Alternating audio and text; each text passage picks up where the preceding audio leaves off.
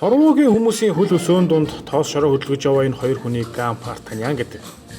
Тэдэн сонирхгүй юм гэж үгүй байгаа чигний улаан өтнөөс эхлээд авраг экскаватор хүртэл бүх юмны бүтцийг судалж явах бүлгөө. Энэ удаа тэд өхөр малын жим даган буурал Европыг зүглэж хамгийн романтик Франц орн руу аяны жолоо залсан билээ.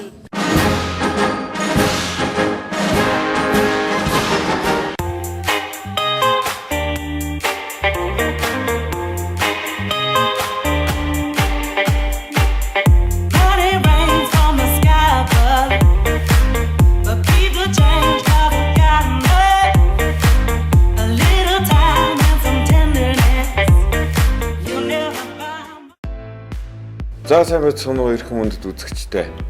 Энэ удаагийн нэвтрүүлгээр нөгөө хоёр мал бишээ. Нөгөө хоёр чинь мал судлахаар явсан Франц улс руу. Тэнд бол асар том мал хөдөөж үзэсгэлэн болдог гэж сонсоод тэгээ нүүдэлчин удамтай хүмүүс за нөгөө нүүдэлчин гар утсаа шагаагаад байна. За ингээд явж байгаад бол яг Стамбулаар дайраад цаашаа Парис руу явсан. Тэгээд ажлын ихэнд бол ямар ч хүн цоглог нэг инээж баяссан л харагддаг л да. За ингээд Париста ирлээ. Тэгээд Парис бол үнэхээр гоё барилга байшин те.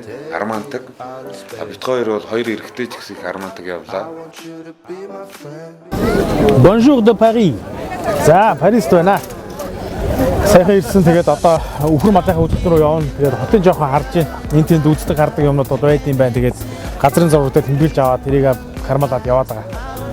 Энэ ирсэн бол Парисын зайсан толгой. Энд дээрсэн хамгийн өмнө бол гайгүй харагддаг гэд нэрэл гайгүй харагдаж байна. Энэ хойдолд нь нөгөө Наполеон ахын болш байдаг. Бунхан. За. Тэгээд энд нь бол бүхэн өдөржингөө ирж мөрөгдөг та хас мөргөөрэй гэсэн бичгтэй. Тэгээд тэрүүгээр фон нэгээд их сайхан хоёр залуу зогсож байна. Ийшээ орж нэг мөргөх юм яах юм? Оруулах юм уу ер нь? Хэнийг Наполеон ахыг мөргөх юм шүү. За тэгээд одоо энэс яваад нөгөө алдартай Нотр-Дам, тэгээд хаалга малга, тэгээд Эйфел цаанхай хүн болов нөгөө очдог газруудаар нь осч Сена мөрөн харна. Тэгээд Мулен Руж орно гэсэн үү? Тэг н орой болохоор Мулен Руж орно. Баян хүмүүс шиг л ярьж байна да. За нэг иймэрхүү. Тэгээд тэр нөгөө үзүүлэлтэн дээр уулзнаа. Хинтээ уулзах юм. Хүмүүстэйгээ уулзах юм шиг үзэж байгаа хүмүүс. За.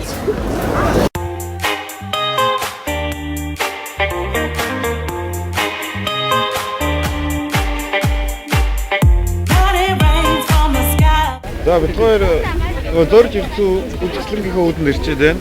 За энэ бол дэлхий дээр болж байгаа ийм төрлийн үзэсгэлэнгүүдээс хамгийн том цар хүрээтэй. За нэг Нарантуул захын дайны нэг 7 амар том павильон байна битүү.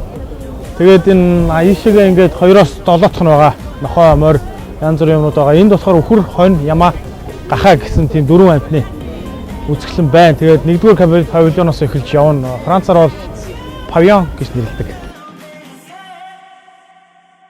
За энэ үзэсгэлэн бол яг нэг 1964 оноос эхлээд ажилласан. Тэгээ ер нь жил болгон ингэж нээгддэг байна. Тэгээд 1000 орчим аж ахуй нэгж ерөнхийдөө оролцдог. Арга хэмжээний үеэр 700 мянган хүн орж гардаг байна. Энэ бол нэг 10 тоног үргэлжлэн тэгээд энэ хугацаанд ер нь нийт гэж байгаа юм. За 3000 орчим мал амтан ер нь тавигдаад сонирхогдож хүмүүст харуулдаг. Энэ дагуу хүмүүс ер нь ихэвчлэн мал сургийнхаа үйлдвэр угсааг сайжруулах, хэлтүү одоо шинэ техник технологи, им тан тэгээ одоо нэмэлт хичээл бичээ сонирхоод солилцож явахаас гадна ер нь хүмүүс хотынхан хүүхдүүдтэй жинхэнэ хонь адуу өхөр харуулъя, одоо гарын хүргэж үзүүлээ энэ гэсэн усууд ч гэсэн их байна. Бид хоёр шиг ийм зүгээр худлаа сонирхоод цавгуутай явж байгаа аялагч нар ч зөндөө байна лээ. За энэ үзэсгэлэн дээр бол төрөл бүрийн амьтд байна. Бидний мэддэг 5 шүү бол биш. За энэ дээр бол яста хавдцсан юм шиг, турцсан юм шиг янз бүрийн амьтд л байна. Бүгд өөр онцлогтой үйлдвэрлэж аль нэг ямаар ашиг шинтэй гэж тайлбарладаг.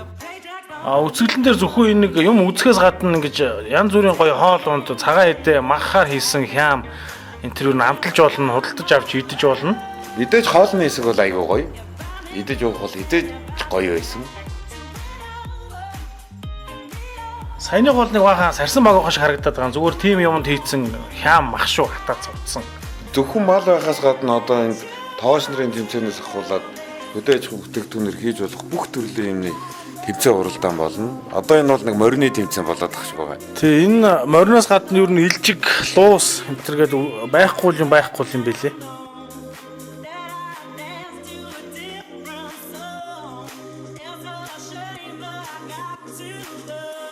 За бидний үзсэн бол одоо нэг үхрийн мисийн тэмцээн. Энэ мисийн тэмцээн бол үхрийг гөхтөлөн бие бэлдэр царай зүс бүх юмараа шалгаруулдаг. Энийг үзэхдээ хөлбөмбөгийн фанатууд чиг орилж үзэн. Бид хоёр ойлгохгүй ч гэсэн дагаж орилол зогсож ийсэн. За сая жоохон шүглцсэн зүгээр.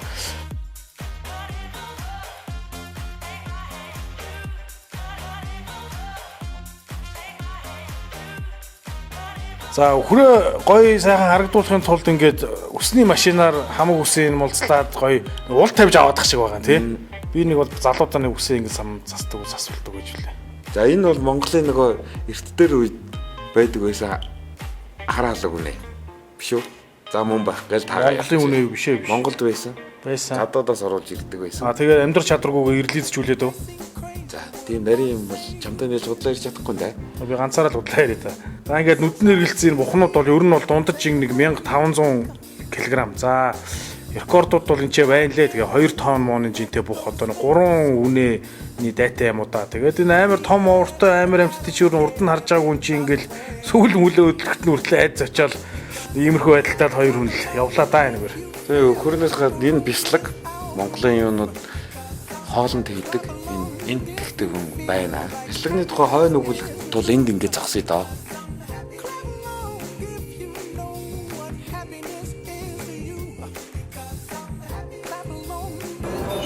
Энэ тэр арэл бол Сайн байна уу? Оо сайн байна уу? Монголчууд уу гэж асуухгүй үстэй. Монгол хэлийг сайн явж байна. Сайн явж байна уу? Сайн явж байна. Сайн байна уу? Оо за. Би манай хүн. Ямар ажлаар яваасан бэ? Бид хоёр одоо фермүүдэд үхэр сонирхоод. За, худалдаа өгч. Тий худалдаа өгч. За. Бид хоёр зүгээр сурвалжлагаар явж байгаа. Өхөр мал сурвалжлагч гэжтэй аялал нэг юм хүн сонирхоо явуулдаг. Өдөө ажил сурвалжлагч хүн бараг явдаг юм да. За энэ хоёр тийм өхөр малдаа энэ тэр юм ахгүй юм ажилтдаг болсоо биш. Аа за. Малдаа ертөнцийг судлаа явж байгаа. Оо сайн байна шүү дээ. Энэ үнийг Баттүкс гэдэг одоо Монголын шинэ үеийн фермерүүдийн нэг.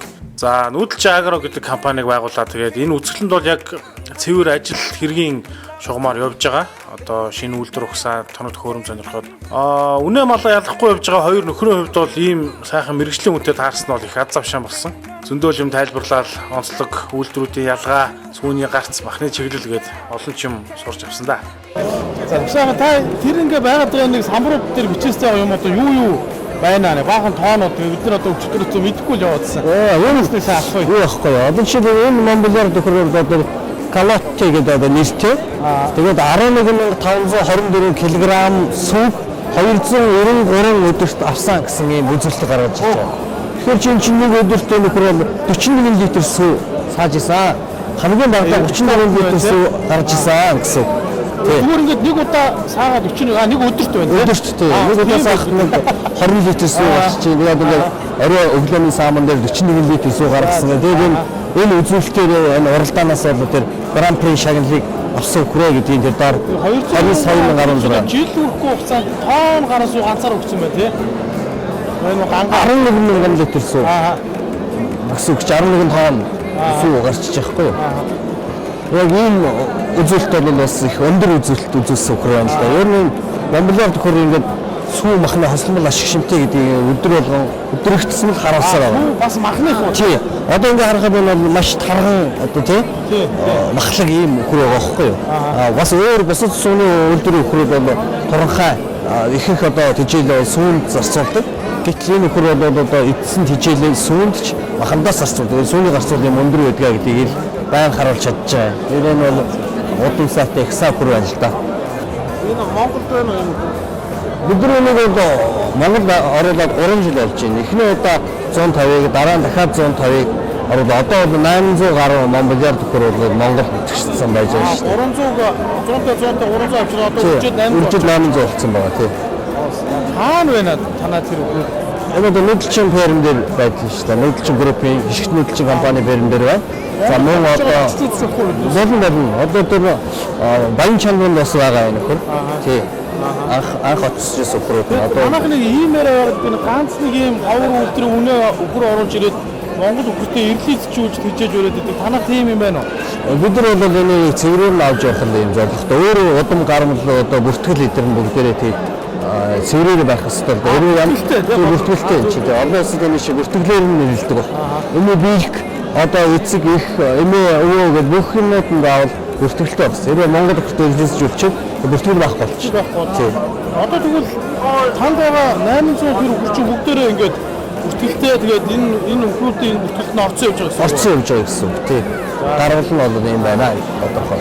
Та тэгээд ямар төлөвлөгөөтэй байна Францд? Одоо бид нар энд байж байгаа яг энэ одоо жураа гэдэг уул байдгийн. Монголын уулын доод. Тэр жураагийн уул нь бидний юм хөөрмөрөдтэй очиж уулзаж тэнд гэрээ байгуулна бас өхрөө болчихлоо. Одоо явах гэж байгаа байхгүй бид нар. Тий. Бид юу хүн хамт явж болох уу? Бид хоёр Монголоос одоо хөдөлж үзээ хүмүүс хайгаад гэж харах гэдэг явж байгаа. Тийм болно. Бид нар ер нь бол харуулаад тийш явж байгаа. За хоёр ч бүгдчих цай байв. Багч нь бид нар хоёр машинтай явж байгаа. Тэгэхээр зэрэг бол хоёрын зураа руу бид таагаар хизээ уцаж ирэх юм. бид нар зөндөө хоёр онцол ирээд. Хоёр он тийм. Хоёр хоног. Яг уу. Хоёр хоног. Тэг яваад. Тэгвэл тэгээд тэгвэл одоо Хоногт бас өчигсний талаар бас те янз бүрийн тоног хөрөг тоглоомын талаар бас танилцуулж өгье. Тэгээд манай хамтлагч залуу байдгийн тэрнтэй уулзаад тэгээд бид нар явцгаая. За тэгээд За ер нь бол бид хуучин нэгдэл гэж байсан. Тэгээд тэр үед бол нэгдэлт бол техник дундын үйлчилгээ, хадлагын одоо дундын бригадууд маш их ажилладаг байсан. Одоо орчин үед бид нар одоо энэ кадастрын системийг одоо сэргээж хөгжүүлэх юм бол хөдөө аж ахуй ялангуяа фермерийн аж ахуй үүсгэхэд бол таатай нөхцөл бүрднэ гэж бид бол үзэж байгаа. Өнөөдөр Францад нэг фермерийн үнэнээс гарч байгаа сүүний дундаж хэмжээ бол жилийн саамны хугацаанд бол аль үжи одоо 7000-аас дээш 100000-аас дээш гарсан байх юм. Одоо Монбелиар үйлдвэрүүдийн энэ жилийн хамгийн шилдэг өхөр гэхэд л 13000 литр сүү одоо гаргасан юм сайхан амжилттай байна л да. Тэгэхээр бид нэр жижиг фермүүдийг загвар байдлаар хөгжүүлж чадвал фермийн одоо хөгжлийн нэг шин шат эхэлнэ гэдэгт бол итгэж явдаг.